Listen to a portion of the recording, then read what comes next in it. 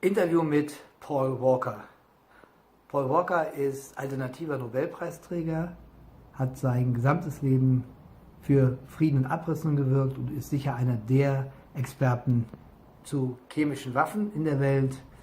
Er ist engagiert in der USA-Politik, seit er hier studiert hat, und ich werde ihn jetzt befragen zu aktuellen Entwicklungen in den Vereinigten Staaten nach der Wahl von Trump.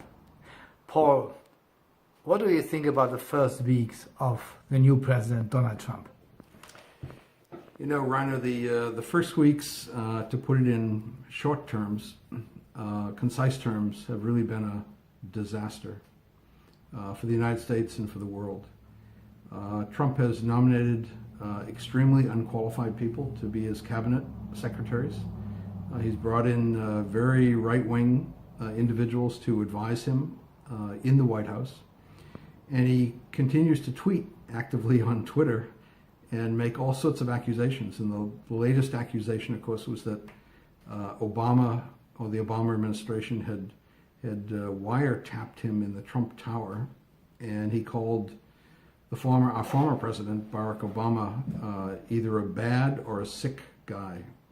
And so many of us in the United States, certainly those of us who didn't vote for Trump, are very concerned about the direction of the country.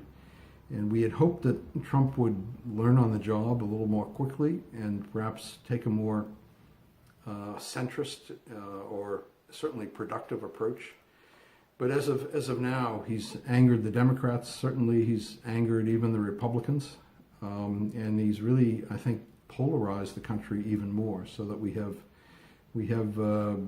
millions and millions of people who are turning out at the rallies now to oppose him on civil rights, on women's rights, on peace and justice issues, on immigration issues, on global security issues. And we also have a lot of Trump supporters who are also turning out and rallying, supporting him, asking for change, and as he calls it, draining the swamp, so-called swamp in Washington, D.C. But most of us, I think, who have opposed Trump in the past and will continue to, are very, very concerned that this has been a very, very harmful first month of his administration. And there's growing concern that this could have major, potentially disastrous consequences in the not too distant future. Paul, what do we have to expect from him in question of peace and security, disarmament? Is he an anti-war man? I think he's more of a pro-war man. And I think the challenge there is because he's very naive and in these questions, doesn't understand international diplomacy, doesn't understand multilateral organizations and diplomacy. So there's a lot of concern whether he'll continue the New START agreement, the 2010 nuclear weapons disarmament agreement that Barack Obama signed.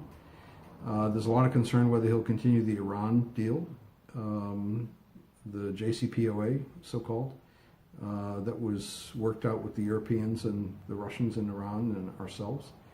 A lot of concern about his situation and stance on the Korean Peninsula, and particularly with the assassination of Kim Jong-un's stepbrother, Kim Jong-nam, in Kuala Lumpur a week ago, and ongoing concerns about his moves in NATO and Europe even, and with the Russians, of course. So I think his recent remarks, too, that he would increase national defense by at least $54 billion. We've had increases that large in the past. So this is not a historic new buildup by any way. But it's still very troubling because our military, our federal budget won't allow this amount of a buildup without major drawdowns in domestic spending. And so there's growing concerns about really his polemics, I guess, his bumper sticker sort of statements on America first and, America über alles, so to speak, and what that really might mean for foreign and military policy, not only for Americans, but also for our allies, such as our West European and German allies. What do you think will be his politics against Europe? I think the big issue in Europe is really one of burden sharing.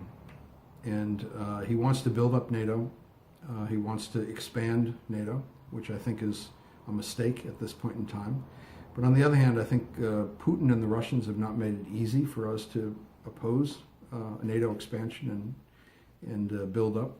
So the big pressure on Europe, particularly Germany and France and Britain, will be additional military spending. And that usually means, of course, buy American as well, American weapons for standardization purposes. But I think there'll be a deployment of ballistic missile defense in Eastern Europe, which I certainly oppose and many other people do as well. I think there'll be deployment of U.S. forces and NATO forces in Eastern Europe, all the more, particularly the Baltics. And I think there'll be some push to beef up Ukrainian forces, I think, and certainly with Western equipment to oppose any sort of further expansion of Russia further into the Ukraine. But on the other hand, we don't know his Russia policy yet. He's on the one hand been accused of being too friendly to Putin and the Kremlin. But on the other hand, I think he's learning that it will be very difficult to sort of break bread with Putin at this point in time, given the politics that seem to be worsening between Russia and the West. So there are loads of very mixed signals at this point, Reiner. But I think on the whole, his policy seems to point towards aggressiveness, using military force as a much higher priority, in a first priority rather than diplomacy. And another big question too that all of us are worried about is his accusations that he may pull back from the United Nations and multilateral fora. And of course, the United States is the big payer in these. The United States and the European Union are the big payers in these organizations. So whether he'll begin to undermine, things like the Chemical Weapons Convention, the Nuclear Non-Proliferation Treaty, the Biological Weapons Convention, the World Health Organization, the United Nations itself, all of these very important and necessary multilateral organizations could impact peace and security around the globe as well. Let me ask a question to one other region in the world. What do you expect from his words to China, that he sees China as one of the big enemies of the US? I think if we're lucky, we could have another sort of Nixon on our hands, which would, build a peace bridge to China. But so far, we don't see that at all. And I think his very aggressive tone around the South China Sea and the expansion of China, which a lot of people obviously oppose, building new islands in the middle of the South China Sea to operate Chinese military forces there, which has antagonized the Vietnamese and the Philippines and the Japanese and many others in that area. I think Trump will follow up with much more aggressive policies towards China, and that'll particularly be around the Korean Peninsula, but also in the South China Sea. He's talked about, if you watched him last week, get on board the brand new CVN 78, I think, or 79, the new Gerald Ford nuclear-powered aircraft carrier, and he talked about deploying a whole new aircraft carrier task force in the South China Sea as a show of force up against the Chinese. I think we'll see some escalation in the South China Sea, and that really could be one of the flashpoints of a future shooting war, I think, besides the Middle East and North Korea, in certainly the first year of the Trump administration. But after all these bad descriptions, which show that the world is even more unsafe like it is now, are there signs of hope? What do you think about the protest actions? Is this a start point for a bigger movement in the United States? I think there are clearly signs of hope. I mean, the one good sign out of the Trump administration is that he really has catalyzed enormous grassroots action here in the United States. So we haven't seen grassroots opposition, marches, protests, demonstrations, resist signs. We haven't seen those since really the Vietnam period, anti-Vietnam period, and perhaps under Reagan in the anti-nuclear war period at that point as well. We've seen a little bit around climate change and the climate action marches in New York 2 or 3 years ago. But the marches all over the United States, particularly in Washington, D.C., the big one I participated in with my wife and sons back, a month or more ago, the Women's March in Washington was just unbelievably enormous. And so we've had action after action after action. We have a march every weekend now in Washington, D.C., and ongoing actions during the week. We have protests in front of the Department of Justice, for example, every day now against his new Attorney General, former Senator Sessions from Alabama. That really gives me hope that people are really becoming much more active in immigration politics, civil rights issues, women's and gender issues, peace and justice issues in general. And I think we'll see that if Trump continues his outrageous tweeting practice up to now, we'll see this opposition grow and grow and grow. And that could really have positive impact, I think, on the 2018 midterm elections, in which the Democrats could potentially take over both the House and the Senate again. And that'll then be a very different scene in Washington than it is today. Final question, Paul, what do you think Europe should do? On one side, we are suffering because we should pay the defense budgets, the 2%. Right. And the other side, there are a lot of own European problems created and related to the European Union. What do you think should Europe do? Above all, what should the movements in Europe do?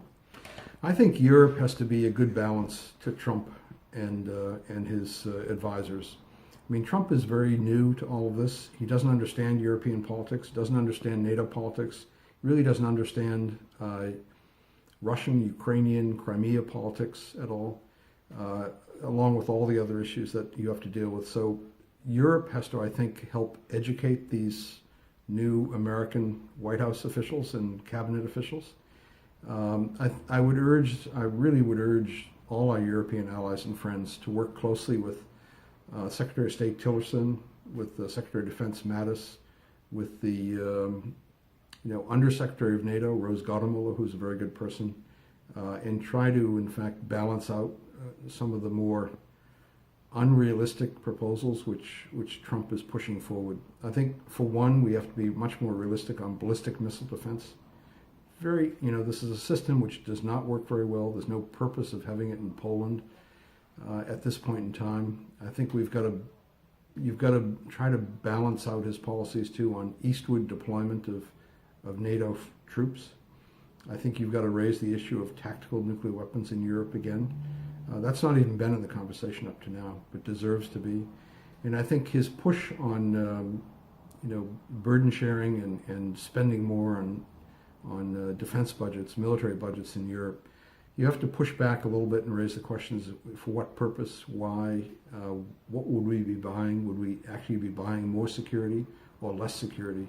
And would this be a positive step towards East-West peacemaking again in dialogue with the Russians, or would it be escalatory in nature? So I think the Europeans really have to try to balance out the really hyperbolic rhetoric we're hearing from Washington today, which we're all very embarrassed about, and I have to personally just apologize for it all.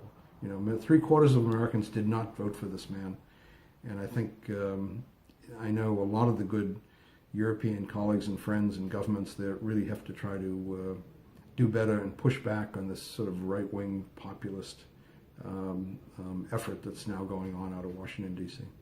Thank you, Paul. Thank you.